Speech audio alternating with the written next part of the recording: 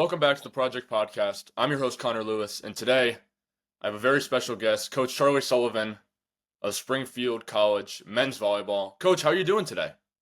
Connor, I'm doing great. Thanks for having me on your podcast. It is seriously an honor to have you on. So let's just jump right in. I don't want to waste any more of your time. I know you're a busy guy. You got the USA hat on. You came prepared. You're just dripped out in volleyball merch. So I know you want to talk volleyball today. I can just Yeah. sense. I don't know what it is, but tell me about the story of your first time coaching. I heard it in a podcast, but I just think it's such a great story. I just need to hear it Oh, again. yeah. Yeah. So I was at an international school in Rome, Italy, and I just graduated from Springfield College. I was going overseas in hopes to landing a professional soccer contract as a player, and ran out of money, so took this job at a school. And then quickly, on the second day of me being a physical education teacher at the school, they said we need a volleyball coach, and it's kind of a big deal because they'd been just an all-girls school. This is the first year they were co-ed, and they had no sports program, so they built an athletics program. And the first sport they had was boys volleyball, and the head of the school said to me and this other teacher, "One of you two guys got to coach this team." And I looked at him. I was like, "I've never seen a volleyball match before. I have no idea how to do that. It'd be really bad." It's a really important season too. They said that the season has to be successful to show that we have sports here for other boys who want to come. They want to increase enrollment. And so I was like, "There's no way I do it." He said, "There's no way I can do it too." And so we flipped a coin, and I lost the coin toss, and I became the boys volleyball coach. It's my first season coaching. So the first volleyball match I ever saw was the first one I coached. That's just an incredible story. So where do you think you'd be if that coin didn't flip on your side? Oof. Yeah, I don't know, man. Yeah, that's a crazy question because Would you be like America's Ronaldo or what? Like what are we talking here? Like, no, I'd be the dude on the side handing water to the starters. That'd be my role. So yeah, I was just young and I just wanted to get some experiences in life, and I really wanted to avoid having a job or working or doing more studying, to be honest with you. So that was my main goal. But yeah, I don't. It's hard to even imagine because it was such just a random incident that happened in my life that was so significant, and it's really defined everything I've done since then. So it's been great. well, I mean, I think it's safe to say that it worked out for you, honestly, in the long run. I mean, how many national title appearances is it now? 12? I've lost count at this point, honestly. Appearances in the championship or wins? I guess wins. I mean, I guess wins. Yeah. We set a record for 10 straight years. We were in the national championship final, which is pretty incredible. Yeah. We have 11 overall. So Okay, so you're like yeah. the Bill Russell of volleyball, is what I'm hearing. So I get that. Okay, see, now we're putting in terms I get. So speaking of, I mean, 11 national championships, what is the secret? There's got to be a secret, Coach. I mean, let's be real. Nobody wins that many championships without there being some like secret formula or secret method to winning. Talk me through that. I think the first one's just working hard. Yeah. That's how much you really working to be great at something. It's every success is all about effort to start, and then I think the formula to having a good team is having players have the skills of having good relationships. There's skills that you look at a volleyball match. There's skills that are important. You see a great spike or a great serve, good passer, good defender. Those are great skills, but the skill set of having the ability to have good relationships and work with people around you is a huge skill for success of a team. So when you're looking for talent, when you're recruiting for Springfield, for your U-19 team, whatever it may be, what are those skills you're looking for? And beyond that, are there any intangibles you're looking out for on the sideline when you think a player's not watching that you're looking out for still? Oh yeah, sure. To your first question, yeah, of course they have to have the skill to play at the level we're looking at. I mean, yeah. So I'd like to say it's not the most important thing, but you have to have the ability to play at that level, be that strong, jump that high, hit it that hard, control the ball that well, and understand the situations at that level. So that's one. But outside of that, like I said, the ability to have skills in having great relationships is an important one. And what was your second question there? Just about intangibles and what you look Oh for yeah, in an on the athlete. bench. Yeah. Yeah, on the bench. Yeah, so no, we sometimes we put a camera on our bench and just take a video of our bench to see how they're doing. Really? Oh, that's interesting. So that's always good, and yeah, it's always a difficult thing as a coach to demand so much from the bench because they're not playing. So it's a tough situation to be in right away, and then ask for even more from them is very very difficult sometimes as a coach. But for sure that the approach that our bench is taking during a match is quite significant in the level of play on the floor. And I have a guy. I always tell a story on our program. We had a guy named Peter Menget, and he was from NorCal, and it was the first time I ever seen a player win a national championship from the bench. Like he didn't play much in his career, to be honest with you. And his senior year, what he did on the bench was phenomenal, and he actually won us a national championship. So he went on to be a great coach. He's still coaching today. He's a college coach, and I'm sure as a college coach, he's preaching the same thing that he learned in his experience. That he wasn't on the floor, but he had a really significant role. And everyone has a huge role in making the team better, and that's why if you have good relationship skills, you can carry out that role really well. Well, what did he do specifically? Because I think it's important. I'm sure there's gonna be people watching that maybe don't always get playing time because there's a big audience that watches this show that are volleyball fans. So I'm sure they could definitely pick up something. What was it that he did specifically that helped you guys so much? Yeah, he was attentive every rally. His energy was important every rally. He was influential to the others around him on the bench. Hmm. He was a leader in offering support to the floor first, and then just his presence was with his body language, his words he was using, the tone of his voice, and the volume of his voice were really significant in helping our team play really well. So I want to shift gears a little bit to your traveling volleyball clinics because I think this is a really cool thing that you do. Obviously, I went to one last year, and I'm not just saying this because you're here, but it was a really great experience. I met a lot of great people. Obviously, I met you. I got to connect with a lot of other great coaches too. What made you want to start that? Because that is like something totally out of your wheelhouse. I mean, you're coaching in college, you're coaching you're doing a lot of things just to keep it simple. What made you Yeah. want to do that specifically? Yeah, the summer's definitely booked. I have a couple weeks here, and then our U-19 starts training beginning of June, and then I'll start my traveling camp, middle of June and go through the end of August. And in that 2.5 month period, as well, we have probably almost a 3 week trip with the U-19 team. Middle of July through beginning of August, we train in Colorado Springs for 7 days. Then we go to Madrid. We're training with the U-19 team of Spain in Madrid for 4 days.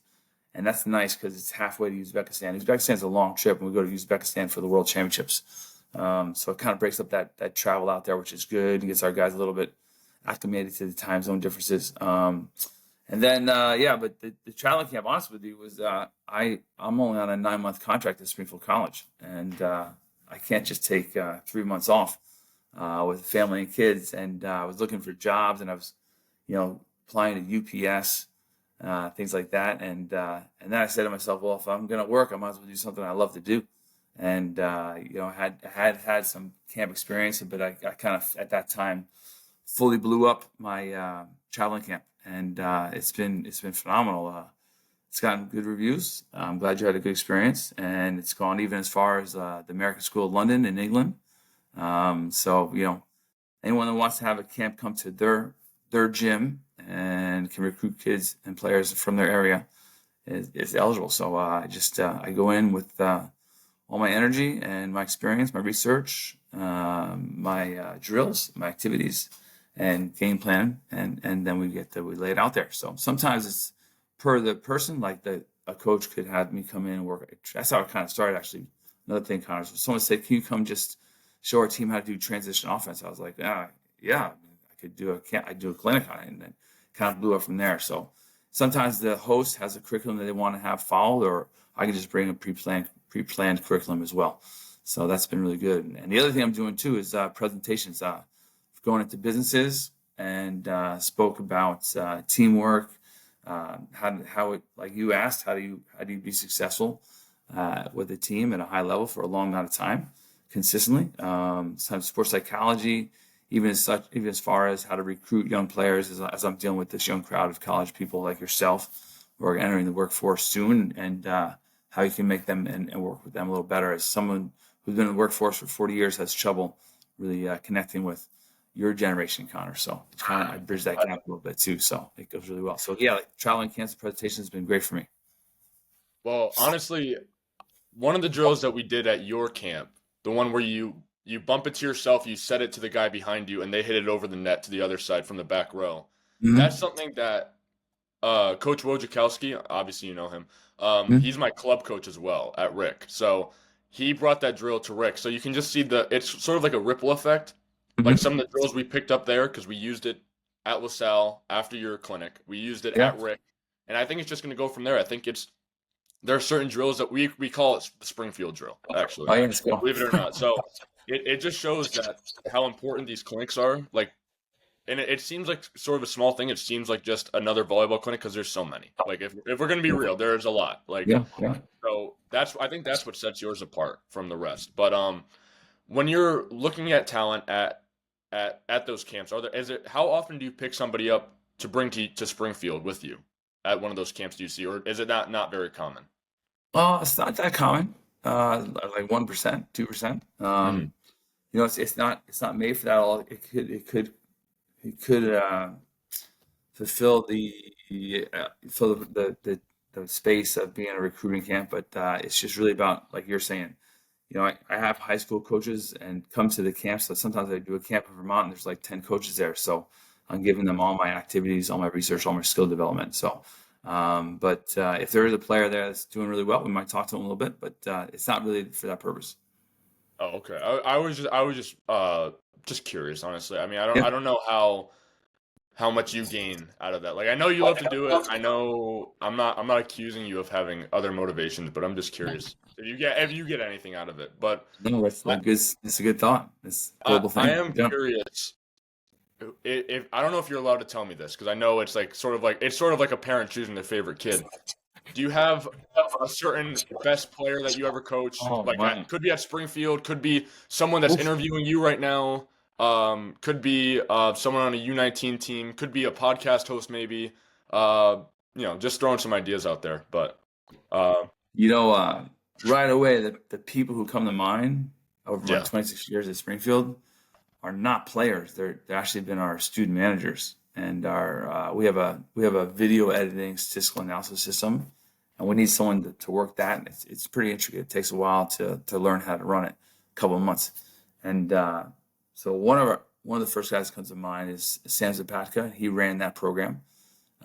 He went on to work with a variety of groups. He's now the manager of the USA men's national team, Whoa. soccer, and soccer. Oh, So you watch our USA men's soccer team play, and he's getting all the guys on their flights after the match. He was a sport management major at Springfield College. But the reason why I chose him came to mind first is just I love positive energy. I love being around people that are just exuding hyper positive energy. It just gets things going. And my current student volunteer, Matt Taddy, is kind of in that space as well, where he just has amazing energy all the time. He's running around, and our current data volley guy, Ethan Campbell, aka Soup, is kind of the same thing. So right away, when you ask me about a particular person that I've coached, I think those guys are in our program, and we're coaching them too. And yeah, those are phenomenal people. So and yeah, the players it's a little too difficult to pick one player, and it might come back to haunt me. But there's been so many players that have that same energy, and that's why I love being around that energy. I always tell the guys, the more energy you give to me, the more you're going to get back from me. The more you keep, the more you're going to lose. So, like at your clinic and stuff like that, when I walk into a gym and just people are really enthusiastic, I did the high school warm up for Rhode Island at LaSalle Academy this spring, and that's maybe where Coach Wojciechowski got that drill from. But yeah, when I walk in and people are excited about volleyball, especially, and what we're doing together, it just gets me more pumped up. So, can I answer your question with the backwards or backdoor answer there? But well, listen, you were allowed to say me as your answer to best player you ever coached.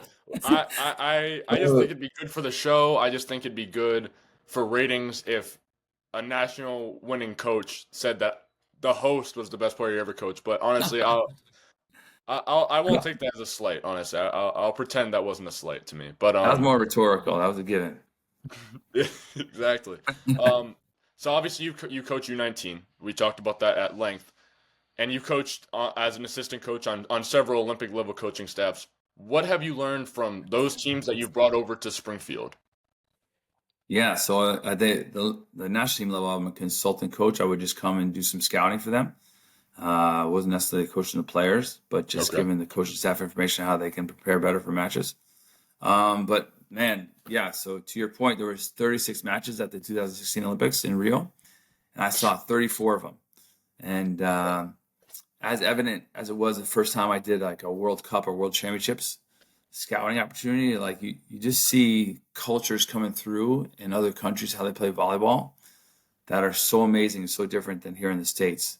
Like when you watch Iran play volleyball, you would you would never do what they're doing. Like I could never teach that stuff at a clinic because it'd just be like crazy backwards. I mean, but they're doing it and they're doing it well, and it's really hard to defend. It's just amazing to see the cultures for each country come out in their style of play, and it kind of expands your mind of what's possible.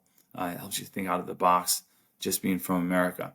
As well, you just see a group of people, or athletes, professional athletes that are so good at dedicating time to what's important for them to be great. So, when you're at the Olympics, you walk around the village and there's just everyone's there spending every minute doing what they can to win a gold medal. There's no one hanging out, just having a cafe or a cappuccino, stuff like that. So it's intense to be around that group where they're doing everything they can to be the best version of themselves and therefore be the best team and take advantage of a once every 4 year opportunity that's so long. If you don't do your best in that situation, you have to kind of regroup and get back to the drawing board. It's such a long journey. So it's just fascinating to be in that environment and have that experience. Well, I was looking at like the ratings for the Olympics, and it's obviously like the highest rated sporting event because it lasts. Not only does it last so long, but literally every country pretty much is involved. Like all the major countries are involved.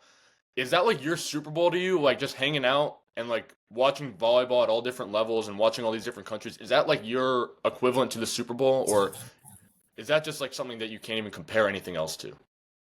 Yeah, so when you were in high school, probably a sophomore or freshman, someone came to your team and said, "Hey, it's going to go really fast. Take advantage of these days. It goes quick," and it didn't really mean much to you, right?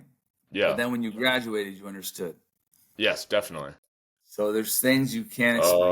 So Oh. when I'm talking about the Olympics, I always feel like either people think I'm on drugs or it's just hard to explain. It's the most intense sporting event in the world. Um, it is like no other event. It's like no other volleyball event. Put those five circles on the court and ring them together, and all of a sudden, it's just the most intense thing you've ever experienced, and it's a high of highs. It's unbelievable. It's so much fun. Honestly, I could believe that. Honestly, I know the next Olympics I think are coming to LA or somewhere in America that and the next Yeah, couple years. So I'll definitely be excited to be there and I'll be checking out some volleyball while I'm there. yeah, So LA. when we're talking about your national championships, how many of those titles are like in your top 15 best days ever? Because I understand you're married and I understand you have kids. So Ah, be very careful with where you go with this. But well, it's not as great as the day I got to coach you. I just want to start there. So oh, our I like experience that. together Okay, was. all right, I like that. I'll try to compare it a little bit. So yeah, That's a good answer, um, honestly. yeah. I just want to start better this time. No, So that's those sweet. days, yeah, yeah.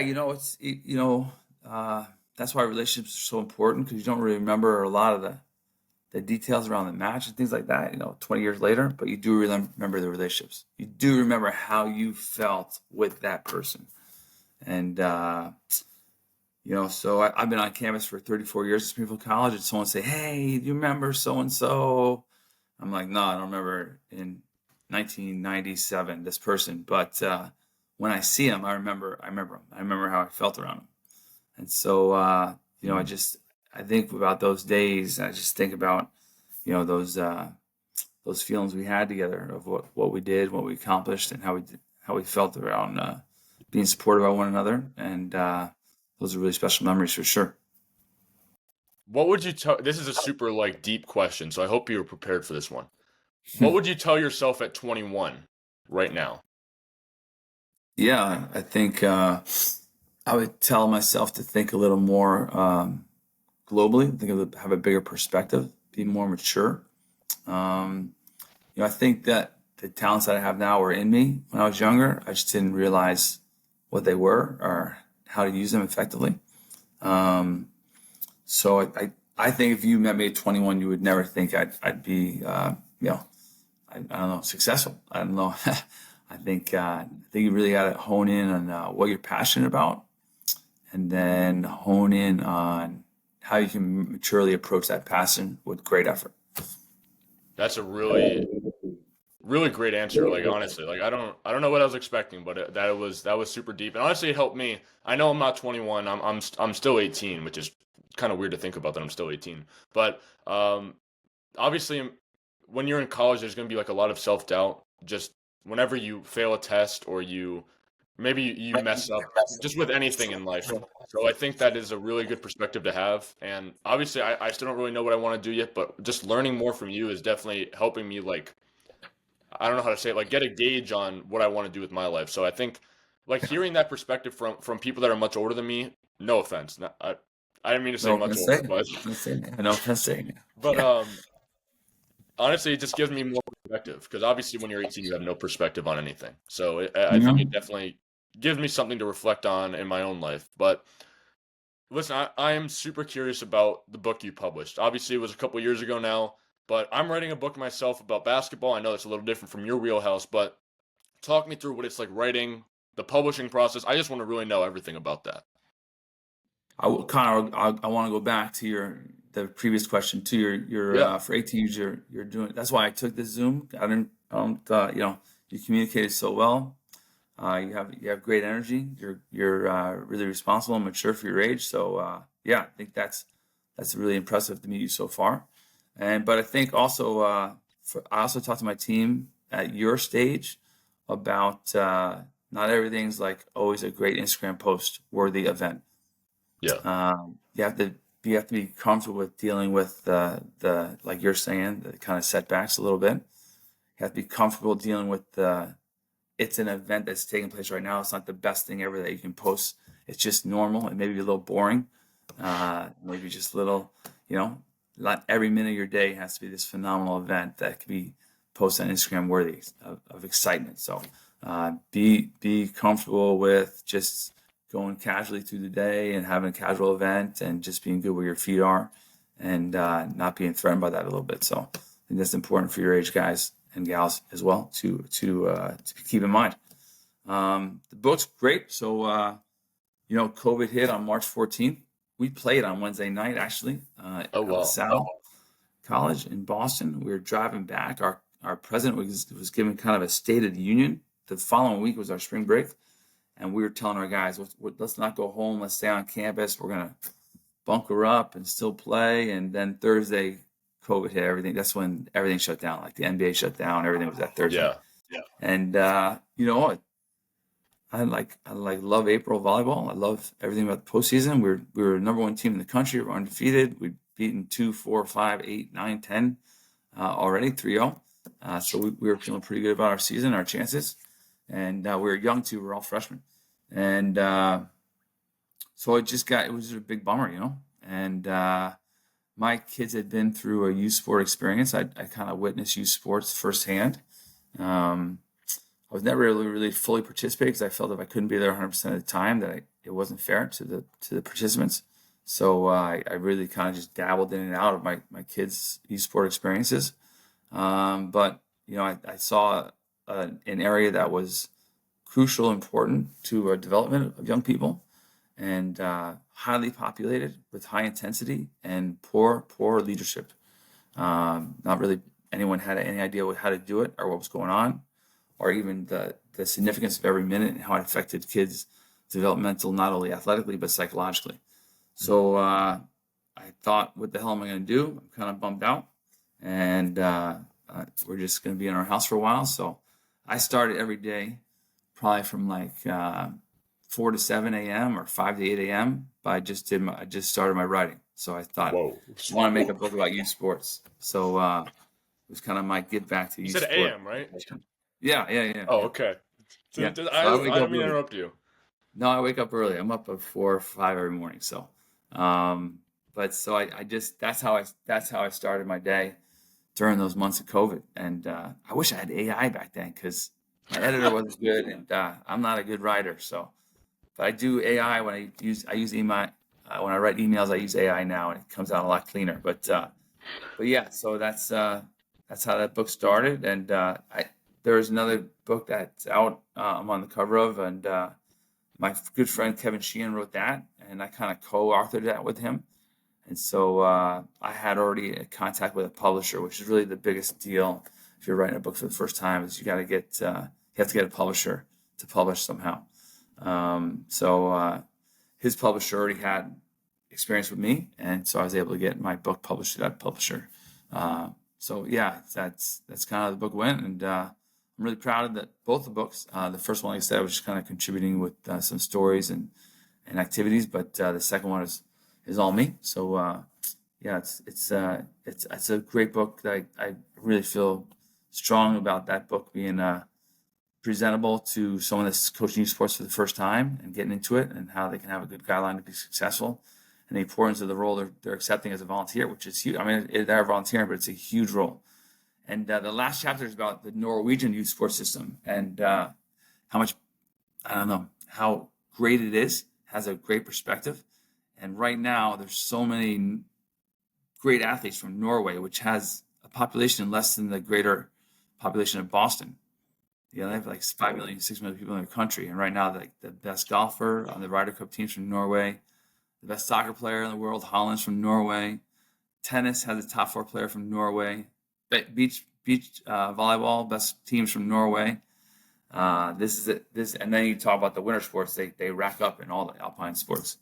But this is a country, like I said, less than the population of Boston. It's winning, a third of the medals in the world right now, and producing the best players in every sport, not just cold climate sports, but warm climate sports too. So that's how the book finishes, and that was like before this whole boom took place. So I kind of feel good. I kind of call that the Norwegians are doing it right with youth sports. So I don't assume I'm going to get the answer to why they're successful. I have to read the book, right? If I want to get that answer. They just have an approach that's it's not about winning until they don't really compete seriously, or they don't have an all-star team. They don't even have rankings. They don't have places. You don't finish first, whoever. You just play until you're 13, and after 13, if you're still serious about it, that's when you get a little more driven and dialed down into what we're doing. We're doing that at 6 years old. We have a championship at 6. So every sport's getting a little more crazy. You don't have to. They don't travel out of region for youth sports. So like this, my friend's kids' daughter's 7th grade. They went to Toronto for a hockey tournament. Like, they don't do that. They don't pay for youth sports there. So it's more of a natural development youth sport wise, and it's not uber focused on winning and getting a scholarship at a young age. So it turns out to be a really organically beautiful event, and now it's producing the best players in the world too. Well, I'm glad that you got to plug the book. Honestly, I'm interested in reading it. I'm not just saying that because you're here, but now that I hear about this, I got to read more about this Norway thing. I got to be honest. Yeah, But no, it's not. I just want to make sure I can quote you because you called me mature and responsible. Tell your parents. I can quote you on that, right? Like if I put this in like the description of this podcast, I'm like mature and responsible. Coach Charlie Sullivan, Springfield, 2025. A lot of college students, Connor. I'm very, very confident in my evaluation. Oh, thank you. Okay. I just want to make sure I can quote you and I'm not going to face any legal trouble. But thank you for sharing all about your book. Honestly, Amazon has a really great program now. I don't know if you know about this, where you can publish your book through them and they print it for you. Obviously, you don't probably get as much in profit because they obviously have to print it, so it costs money. But it's definitely a path I'm considering because the book market is not exactly where it was even 5 years ago, and let alone 10 years ago.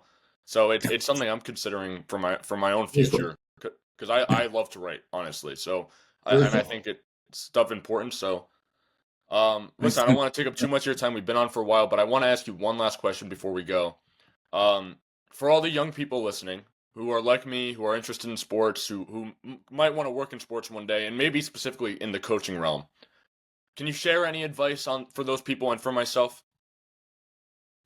Yeah, so even for sport management majors, or young people that want to be coaches, you got to work hard and you got to get in at the bottom level and just destroy it and be worthy of a promotion and worthy of catching someone's eye. That's going to bring you up to another level. Um, like I said, that mature approach at 21 is just you got to know where your feet are and how good you can be and impress people with your effort and work out there. I mean, you want to be a coach, you have to start really in volleyball. You have to start just being a volunteer, and it's just you got to be willing to pay the sacrifice. I don't know if a lot of young people are willing to take a job for 20,000 right now, just maybe get food out of it and sleep on the office floor and do a lot of good work and hard work and get noticed and get promoted. So you got to be willing to start at the bottom of the totem pole and move up. Yeah, again, it's a different generation than I'm sure what you grew up in, but I think there's still people who are willing to be hard nosed, who are willing to take that cut and honestly just work the bottom line and just try to build their way up. And it's certainly something I'm doing. Like, I'm not making any money off this podcast at all. Like, that's not why I'm doing it though. Like, I'm doing it because I love to do this. Like, this is fun. Like, this is like probably the highlight of my week. Like, just doing an interview altogether is just like the best part of my week. Just being able to talk to somebody about something I love, something they love. Like, to me, there's nothing better than that. But I hope one day it gets me somewhere. Like, I'm working for a baseball company this summer. I don't know much about baseball, to be honest, but they brought me on anyway because they saw I was passionate and I was driven and I was doing stuff that they didn't see anybody else doing. And I think that kind of plays into your point. Like, do something that will catch someone else's eye. And that's kind of what happened to me. Like, I do a podcast out of my basement with a shoestring budget, and I'm making it work though. Like, I'm making it work where I got the Charlie Sullivan on my show. I mean, to me, that is just a lifelong accomplishment. I don't think there's anything that's gonna reach that peak. But do you have any last thoughts you want to share before we wrap it up? I know you're a busy guy. You got a lot to do. I'm sure you got a lot of packing to do for Colorado in a couple weeks. So Yeah. No, thank you, Connor, for the opportunity. Like I said, I got your email and just noticed how organized you were. And for me to give a little back to you is an awesome opportunity. So you did a great job with the questions, the interview, and I wish you all the best. Thanks so much. thank you very much. And for all the listeners and all the watchers at home, thank you for tuning in. And I've been your host, Connor Lewis, signing off.